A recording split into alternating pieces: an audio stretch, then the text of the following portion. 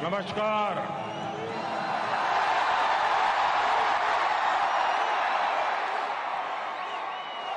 भारत माता की, भारत माता की, भारत माता की। नमस्कार।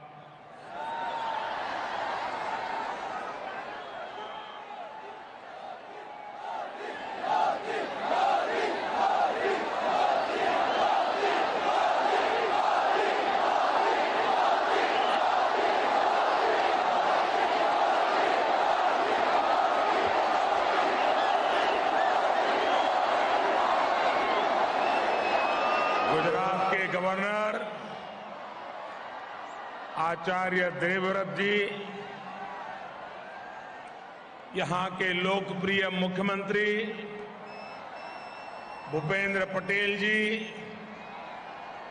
संसद में मेरे साथी और प्रदेश भारतीय जनता पार्टी के अध्यक्ष CR पाटिल जी, गुजरात सरकार में खेल राज्य मंत्री श्री हर्ष संघवी जी,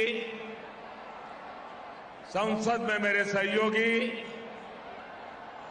श्री हसमुख भाई पटेल, श्री नरहरि अमीन और अहमदाबाद के मेयर भाई श्री किरीट परमार जी, अन्य सभी महानुभाव और गुजरात के कोने कोने से आए मेरे युवा दोस्तों,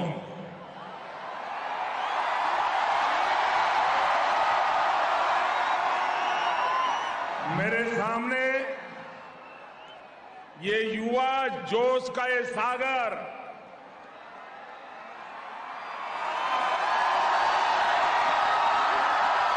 ये उमंग, ये उत्साह की लहरें,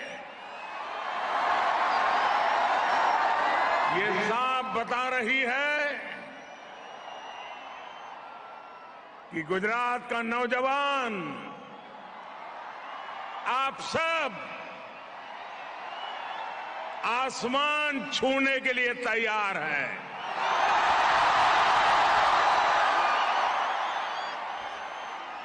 ये न केवल खेलों का महाकुंभ है, बल्कि ये गुजरात की युवा शक्ति का भी महाकुंभ है।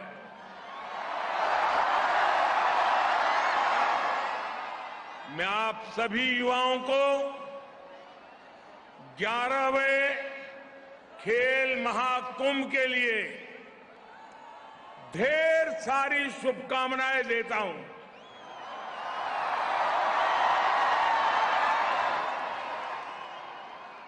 मैं गुजरात सरकार को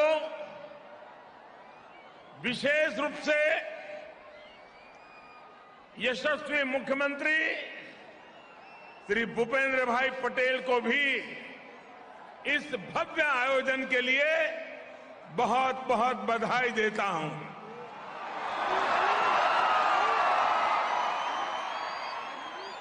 कोरोना के कारण 2 साल तक खेल महाकुंभ पर ब्रेक लगा रहा, लेकिन भूपेंद्र भाई ने जिस भव्यता के साथ इस आयोजन को शुरू किया है, उसने युवा खिलाड़ियों को नए जोश से भर दिया है।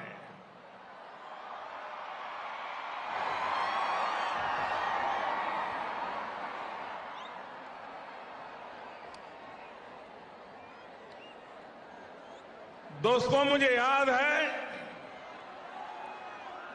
12 साल पहले 2010 में गुजरात के मुख्यमंत्री के नाते उस कार्यकाल में खेल महाकुंभ की शुरुआत की थी। और आज मैं कह सकता हूं जिस सपने का बीज मैंने बोया था, आज वटवृक्ष बनता दिखाई दे रहा है।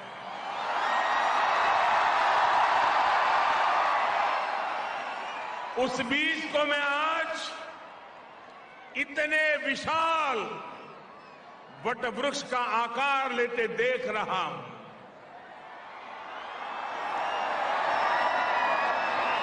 दो 2010 में पहले खेल महाकुंभ में ही गुजरात ने 16 खेलों में 13 लाख खिलाड़ियों के साथ इसका आरंभ किया था। मुझे भूपेंद्र भाई ने बताया कि 2019 में हुए खेल महाकुंभ में ये भागीदारी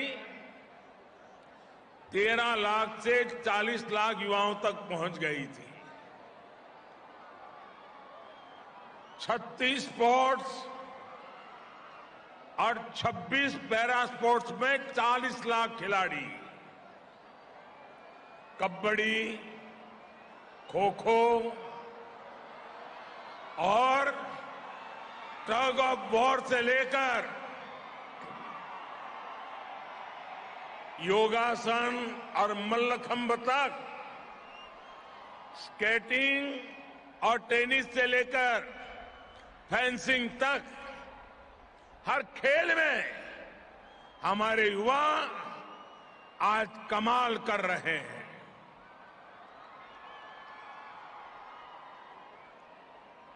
और अब यह आंकड़ा 40 लाख को पार करके 55 लाख पहुंच रहा है।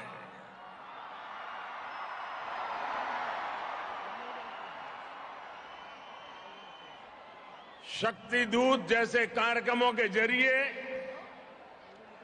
खेल महाकुंभ के खिलाड़ियों को सहयोग देने की जिम्मेदारी भी सरकार उठा रही है। और ये जो लगातार अविराम प्रयास किए गए, खिलाड़ियों ने जो साधना की, और जब खिलाड़ी प्रगति करता है तो उसके पीछे एक लंबी तपस्या होती है।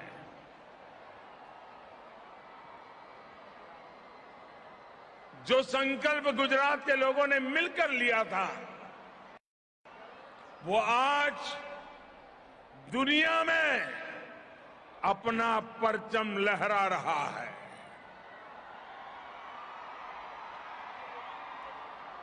मेरे नौजवान साथियों, ये गुजरात की युवा शक्ति का आपको गर्व है।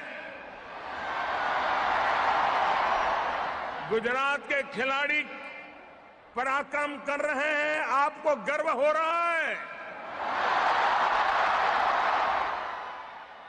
खेल महाकुंभ से निकलने वाले युवा ओलंपिक्स, कॉमनवेल्थ और एशियन गेम्स समेत कई वैश्विक खेलों में आज देश का और गुजरात का युवा अपना जलवा बिखेर रहे हैं। ऐसी ही प्रतिभाएं इस महाकुंभ से भी आपके बीच से ही निकलने वाली है। खिलाड़ी युवा तैयार करते हैं, खेल के मैदान से उभरते हैं और पूरे हिंदुस्तान का परचम दुनिया में लहराते हैं।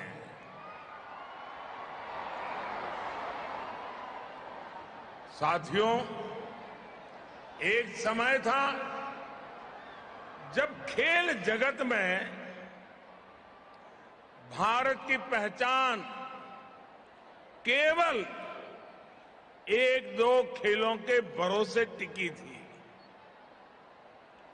इसका नतीजा ये हुआ कि जो खेल देश के गौरव और पहचान से जुड़े थे, उन्हें भी भुला दिया गया।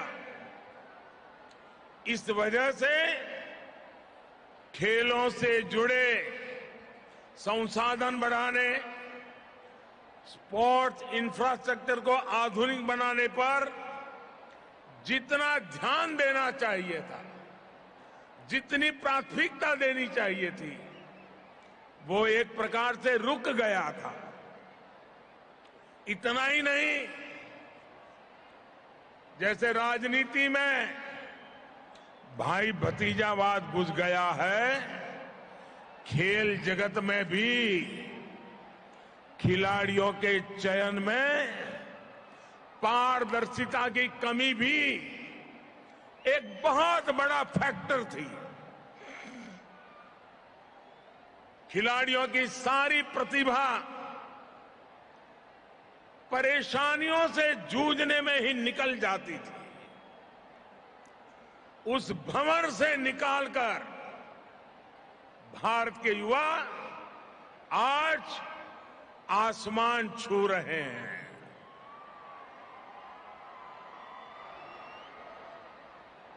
गोल्ड और सिल्वर की चमक देश के आत्मविश्वास को भी चमका भी रही है और चमत्कार का अनुभव भी करा रही है। दुनिया का सबसे युवा देश खेल के मैदान में भी एक ताकत बनकर उभर रहा है। टोक्यो ओलंपिक्स और पैरालंपिक्स, उसमें हमारे खिलाड़ियों ने इस बदलाव को साबित किया है। टोक्यो ओलंपिक्स में भारत ने पहली बार 7 मेडल जीते हैं। यही रिकॉर्ड भारत के बेटे बेटियों ने टोक्यो पैरालंपिक्स में भी बनाया। भारत ने इस वैश्विक प्रतियोगिता में 19 मेडल जीते। लेकिन साथियों, ये तो शुरुआत है। न हिंदुस्तान रुकने वाला है, न हिंदुस्तान थकने वाला है।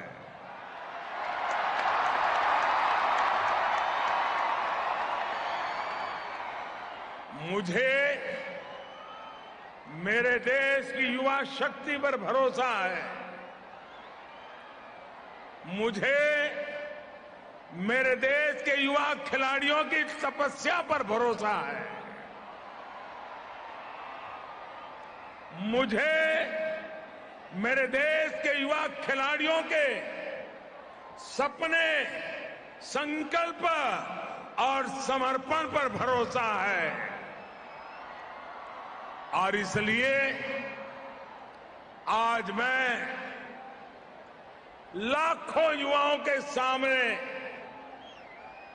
हिम्मत के साथ कह सकता हूं कि भारत की युवा शक्ति इसे बहुत आगे लेकर जाएगी।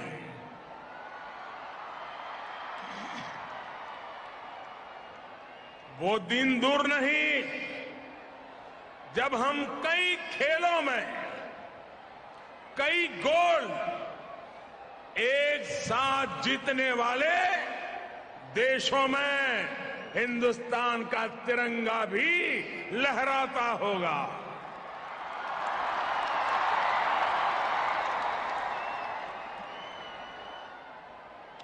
साथियों, इस बार यूक्रेन से जो नौजवान वापस आए हैं, युद्ध के मैदान से आए हैं, बम गोलों के बीच से आए हैं,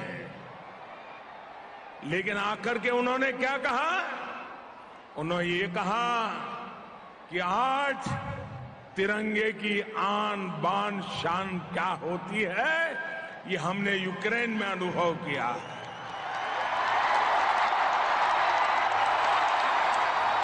लेकिन साथियों, मैं एक और दृश्य की तरफ आपको ले जाना चाहता हूं। जब हमारे खिलाड़ी मेडल प्राप्त करके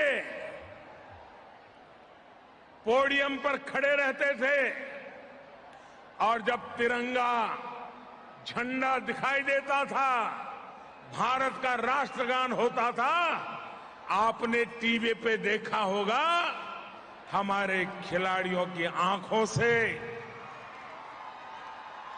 हर्ष के, गौरव के आंसू बह रहे थे।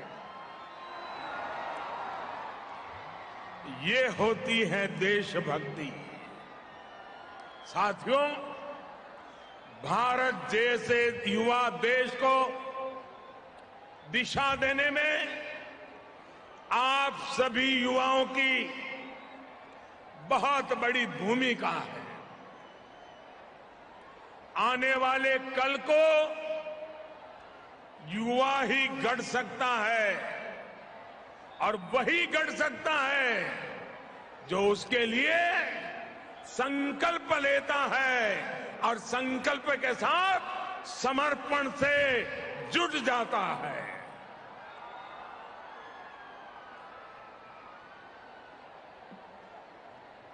आज इस खेल महाकुंभ में गुजरात के अलग अलग इलाकों से,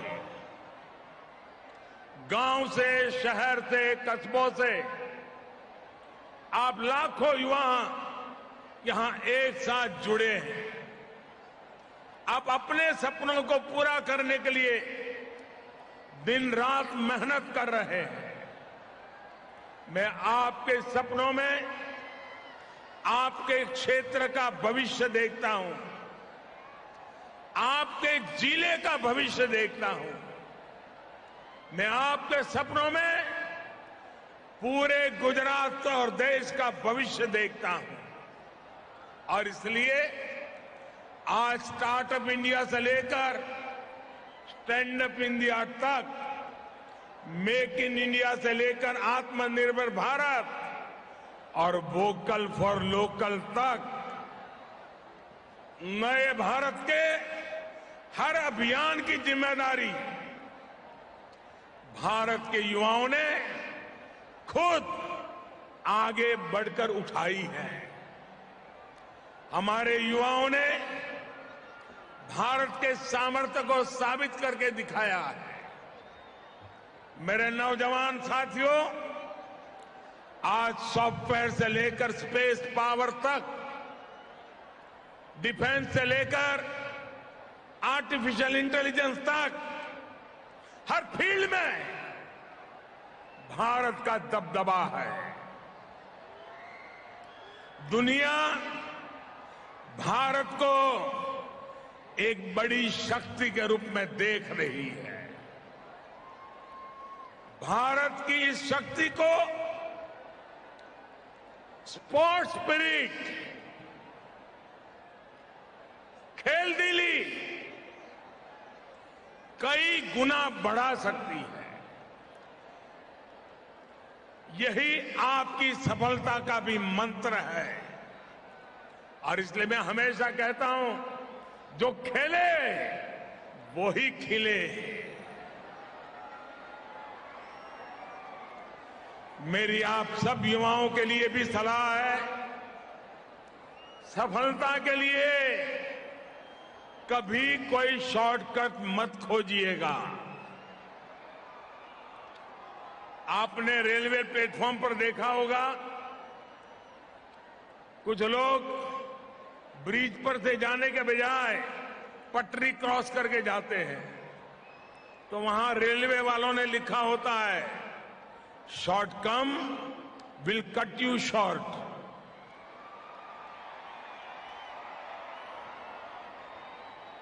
शॉर्टकट का रास्ता बहुत अल्पजीवी होता है। साथियों, सफलता का केवल एक ही है, उसका एक ही मंत्र है, लॉन्ग टर्म प्लानिंग और कंटिन्यूअस कमिटमेंट। न एक जीत कभी हमारा आखिरी पड़ाव हो सकती है और न ही एक हार। हम सबके लिए हमारे वेदों ने कहा है, चरैवेति चरैवेति चरैवेति। आज देश भी अनेक चुनौतियों के बीच बिना रुके, बिना थके और बिना झुके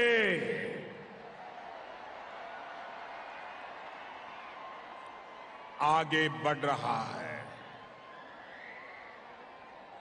हम सबको मिलकर के सतत परिश्रम के साथ लगातार आगे बढ़ना है। साथियों, स्पोर्ट्स में हम जीत के लिए 360 डिग्री परफॉर्म करने की जरूरत होती है और पूरी टीम को परफॉर्म करना होता है। यहां अच्छे अच्छे स्पोर्ट्समैन उपस्थित हैं। आप बताइए, क्या क्रिकेट में कोई टीम बैटिंग अच्छी करे लेकिन बॉलिंग बिल्कुल खराब करे तो वो जीत पाएगी क्या? या टीम का एक खिलाड़ी बहुत अच्छा खेले लेकिन बाकी सब परफॉर्म न करे तो भी जीतना मुमकिन होगा क्या?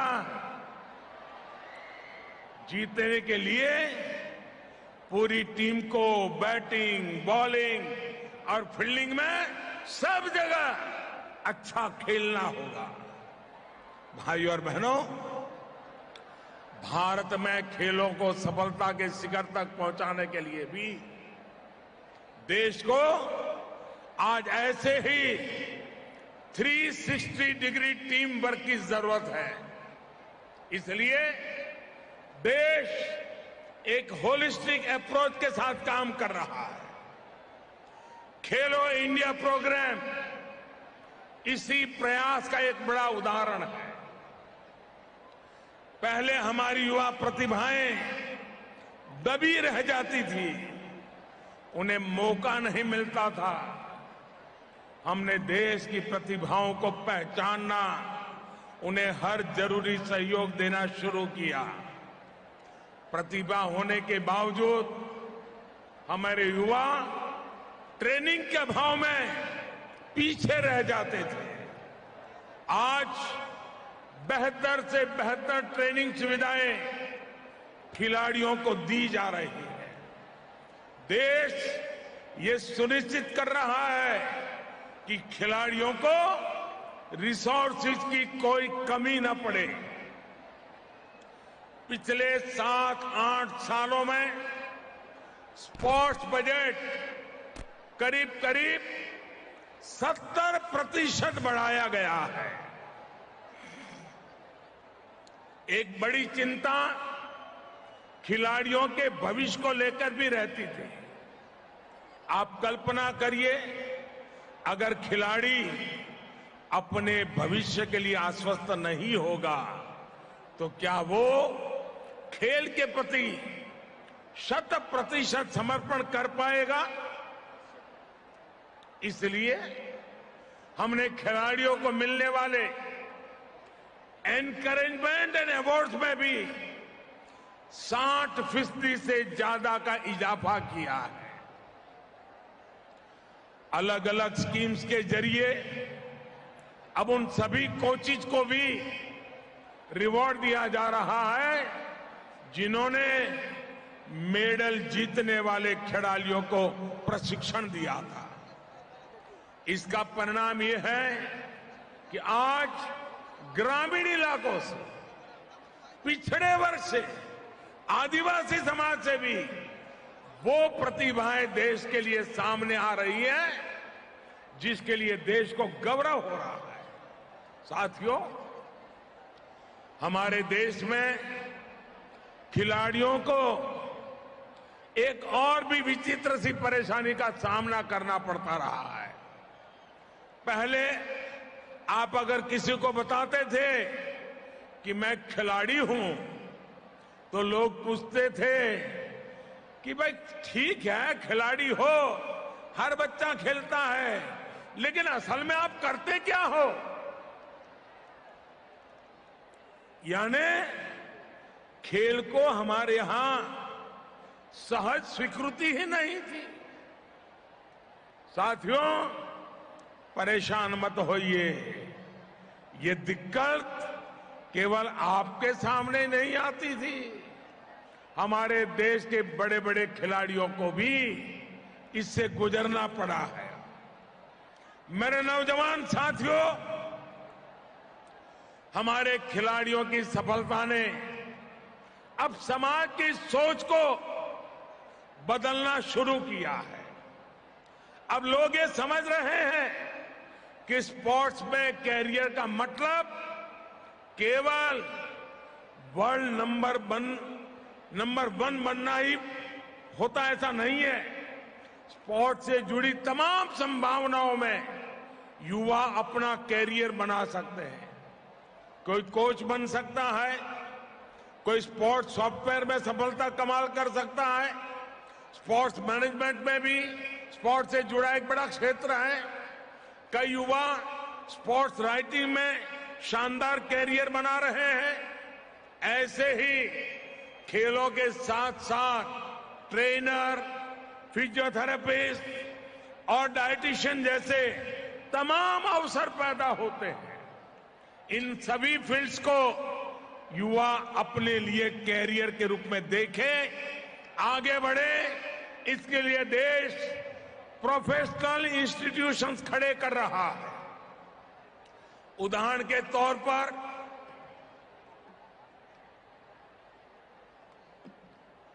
2018 में हमने मणिपुर में देश की पहली नेशनल स्पोर्ट्स यूनिवर्सिटी की स्थापना की। स्पोर्ट्स में हायर एजुकेशन के लिए यूपी में भी मेजर ध्यानचंद स्पोर्ट्स यूनिवर्सिटी शुरू होने जा रही है।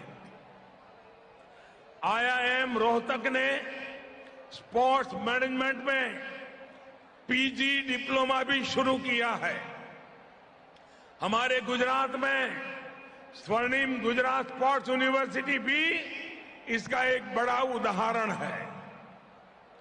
स्वर्णिम गुजरात स्पोर्ट्स यूनिवर्सिटी ने यहां स्पोर्ट्स इकोसिस्टम बनाने में बड़ी भूमिका निभाई है।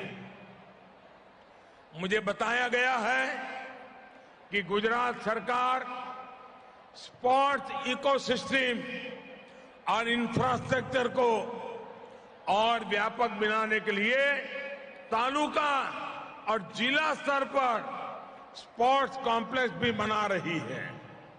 ये सभी प्रयास स्पोर्ट्स वर्ल्ड में गुजरात और भारत की प्रोफेशनल प्रेजेंस को और मजबूत करेंगे। मेरा एक सुझाव ये भी है कि गुजरात के विशाल तटीय संसाधन, हमारे पास लंबा समुद्री तट है, इतना बड़ा समुद्री तट है। अब हमने खेल के लिए, स्पोर्ट्स के लिए, हमारे इस तटीय क्षेत्र के लिए भी खेल की दिशा में आगे आना चाहिए। हमारे यहां इतने सुंदर बीचेज है। खेल महाकुंभ में बीच स्पोर्ट्स की संभावनाओं के बारे में भी सोचा जाना चाहिए।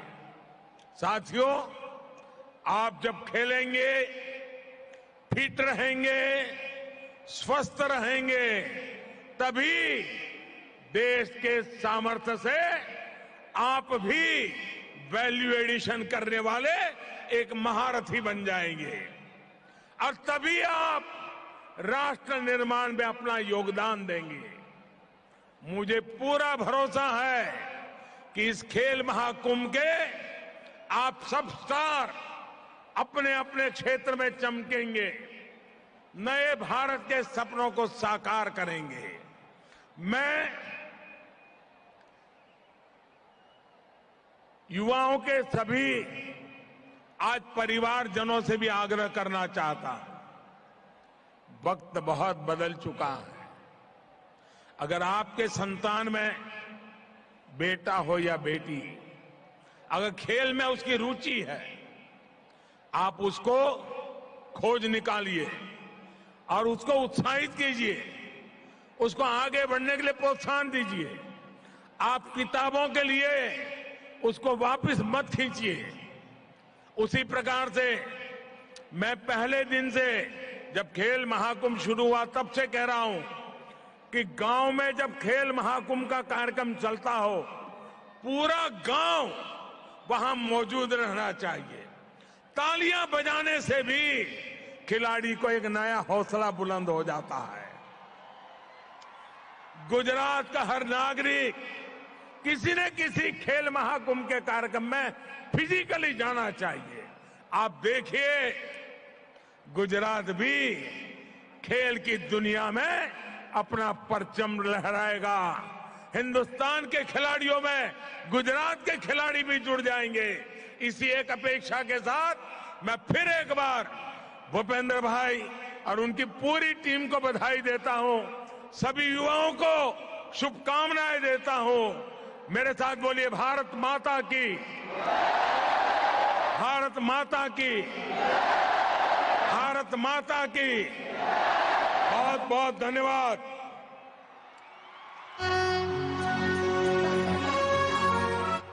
Namo again, Namo again, Namo again, Namo again, Namo again, Namo again, Namo again.